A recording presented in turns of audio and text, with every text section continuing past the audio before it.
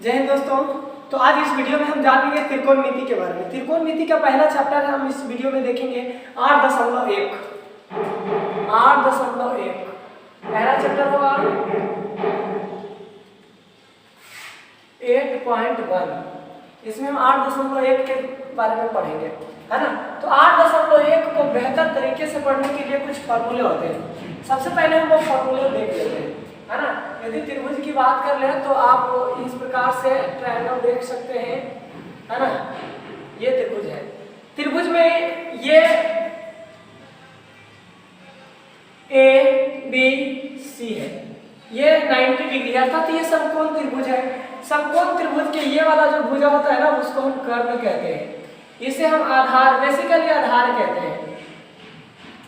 और ये आपका लंब कहलाता है, ये आपका लंब कहलाता है।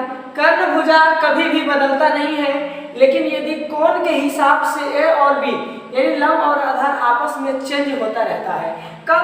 तो भुजा के सामने वाली भुजा यानी कोण के सामने वाली भुजा लंब होती है। अगर पूछे कोण A तो A के सामने वाली भुजा ये लंब हो जाएगा, अगर पूछेगा C तो ये वाला आपका लंब हो जाएगा ना। तो इस प्रकार से हम इसे पढ़ेंगे।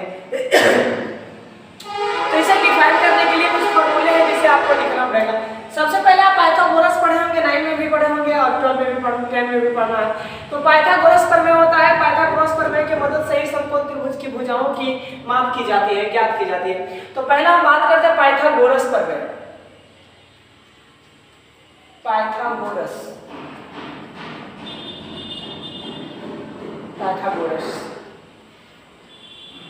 ओके, है ना। तो पाइथागोरस बराबर होता है कर्ण स्क्वायर।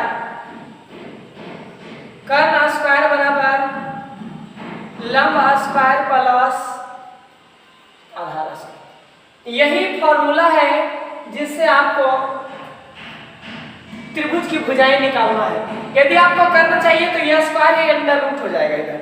तो कर्ण बराबर, यह कर्ण है, कर्ण बराबर अंडर रूट लंब स्क्वायर प्लस आधार स्क्वायर, है ना। लंब को आप P बोल सकते हैं, P for perpendicular, P for perpendicular. आधार को आप B कह सकते हैं, B फॉर बेस। और H को आप, है ना, सॉरी, कर्ण को हाइपोटेन्यूस बोल सकते हैं, अर्थात H बोल सकते हैं। तो वो भी अप्लाई यहाँ पे आप कर सकते हैं, है ना। तो ये एक पहला फॉर्मूला हो गया कर्ण निकालने के लिए।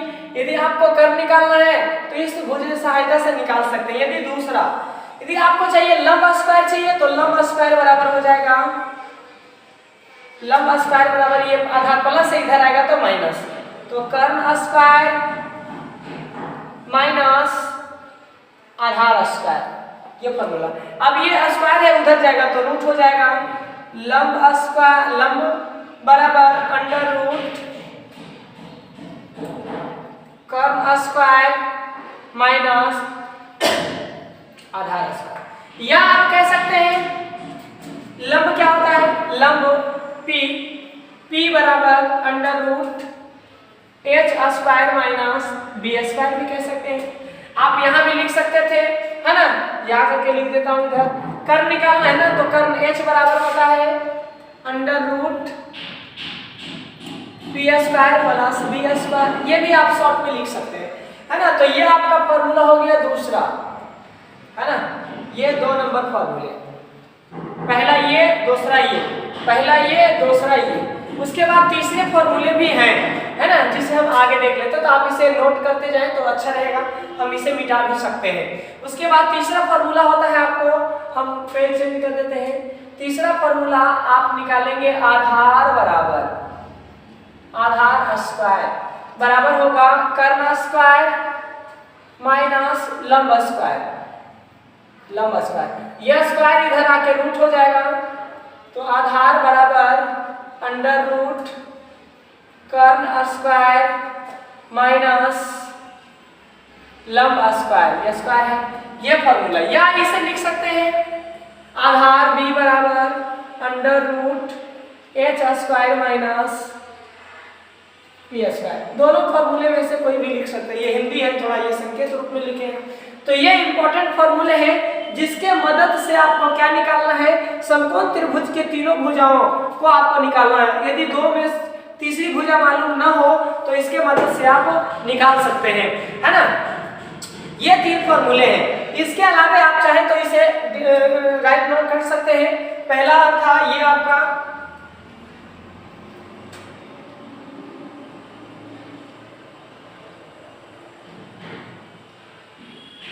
ये था, उसके बाद दूसरा ये है, आप लिख लेंगे।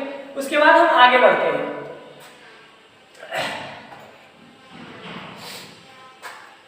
त्रिभुज ड्रॉ कर लेते हैं। ये आपका समकोण त्रिभुज है ए बी सी। ये बार बार परेशानी बच्चों को होता क्या है, कभी आपको ये पूछ देता है, कभी आपको ये पूछ देता है, तो हम यहाँ पे दोनों तरीके से सूत्र निकाल के बता देते हैं ताकि आपको कोई दिक्कत न हो। सबसे पहले हम बात करते हैं sine theta. Sine theta, sine का उल्टा होता है कॉसेक थीटा। दूसरा होता है आपका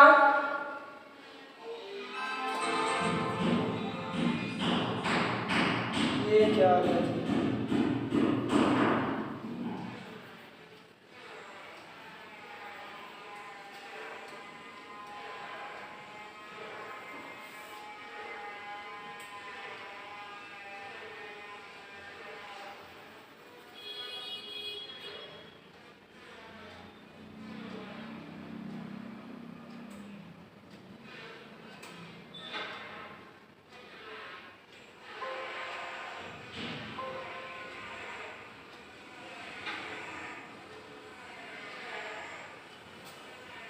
ये पहला साइन थीटा, दूसरा कॉस थीटा।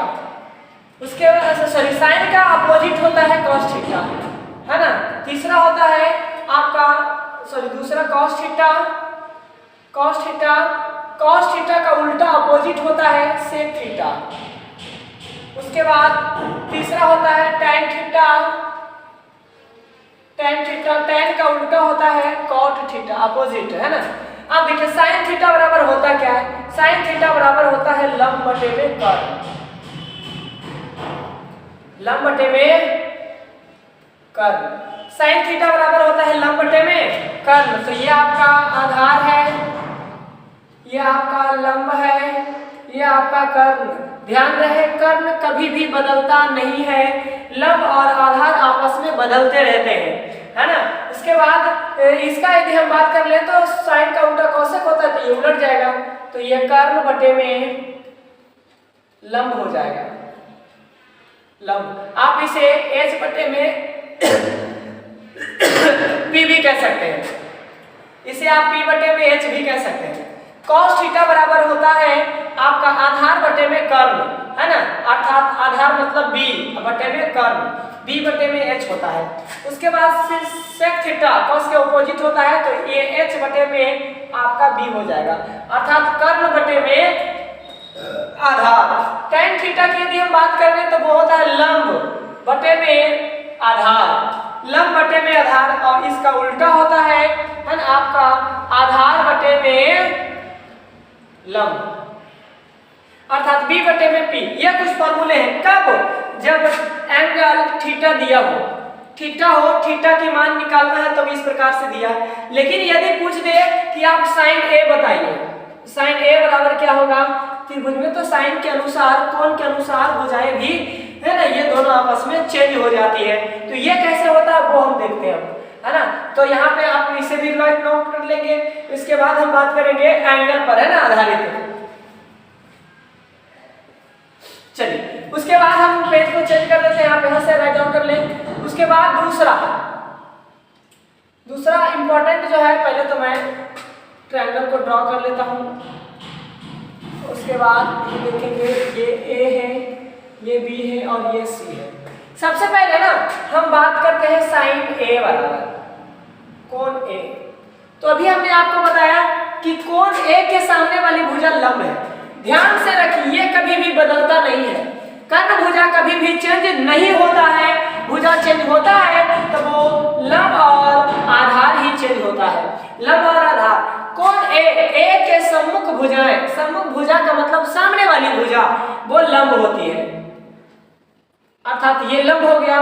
तो लंब हो गया तो यह ऑटोमेटिक आधार आधार बन जाएगा, क्योंकि ये तो बदलेगा नहीं। इसके सामने वाली भुजा ये लंब, तो ये आधार हो जाएगा। अर्थात साइन ए के सामने वाली भुजा लंब BC हो जाएगा, अर्थात BC बटे में कर्ण क्या है ना, 1 मिनट, साइन ए के सामने वाली भुजा साइन ए बराबर तो क्या होता है, लंब बटे में कर्ण होता है, अर्थात P बटे में H होता है, P बटे में H। तो एंगल के सामने वाली भुजा क्या है, BC, लंब हो जाएगा यहाँ पे, और कर्ण क्या हो जाएगा आपका AC हो जाएगा। ओके, नंबर दूसरा, साइन के उल्टा अभी हमने आपको बताया कॉसेक होता है, कॉसेक थीटा यानी कॉसेक A। कॉसेक A बराबर क्या होगा, इसका उल्टा कॉसेक बराबर होता है कर्ण बटे में लंब। तो कॉसेक A के सामने वाली भुजा लंब, ये लंब होगा तो आधार ये हो जाएगा, है ना।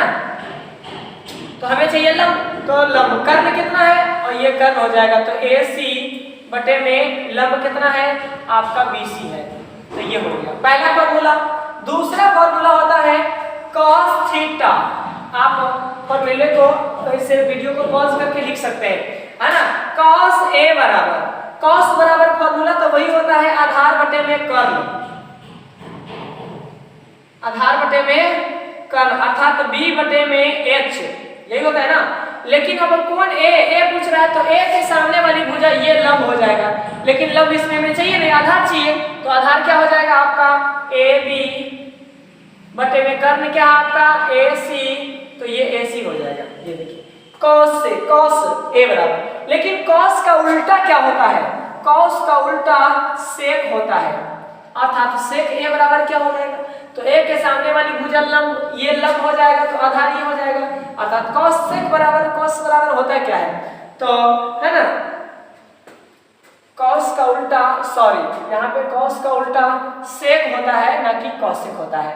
cos का उल्टा क्या होता है, सॉरी sec होता है, sec A। cos का उल्टा क्या होता है, अपोजिट क्या होता है, sec होता है, और sec बराबर कर्ण बटे में आधार, कर्ण बटे में आधार। आप मैं यहाँ हिंदी लिख दिया, इसी संक्षेप में लिखते हैं H बटे में B। अब देखिए A के सामने वाली भुजा लंब ये हो जाएगा, ये लंब होगा तो ऑटोमेटिक ये आधार हो जाएगा, अर्थात आधार और ये कर्ण, तो ये हो जाएगा AC बटे में आधार क्या हो जाएगा आपका यहाँ AB। इस प्रकार से लिख सकते हैं। तीसरा फॉर्मूला हम देखते हैं, तीसरा होता है tan A। tan बराबर होता है लंब बटे में आधार, लंब बटे में आधार। लेकिन आप यहां देख ले तो A के सामने वाली भुजा लंब है ना, तो लंब यहाँ पे BC हो जाएगा, BC बटे में आधार, सॉरी यहाँ B होगा, लंब बटे में आधार। आधार क्या हो जाएगा, सामने वाली भुजा लंब ये हो जाएगा, तो आधार ऑटोमेटिक ये हो जाएगा आपका AB।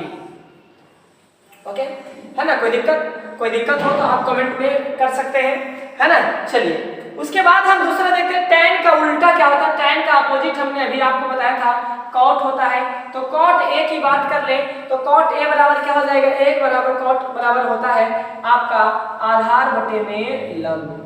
यहाँ पे लंब बटे में आधार, यहाँ उसका उल्टा होता है आधार बटे में लंब। तो आप यहाँ देखें तो A के सामने वाली भुजा ये लंब हो गया, तो आधार A भी हो जाएगा, AB बटे में लंब क्या हो जाएगा आपका BC। इस प्रकार से आप भुजा निकाल सकते हैं। अब हम क्या करते हैं ना, अब चैप्टर में आते हैं, बारी बारी से। आप अपने पास किताब भी रखेंगे, मेरे पास भी किताब है ना, ये NCERT किताब है, आप है ना, इसी से मैं 8.1 करवाऊंगा। ओके, तो यहाँ तक आप लिखें,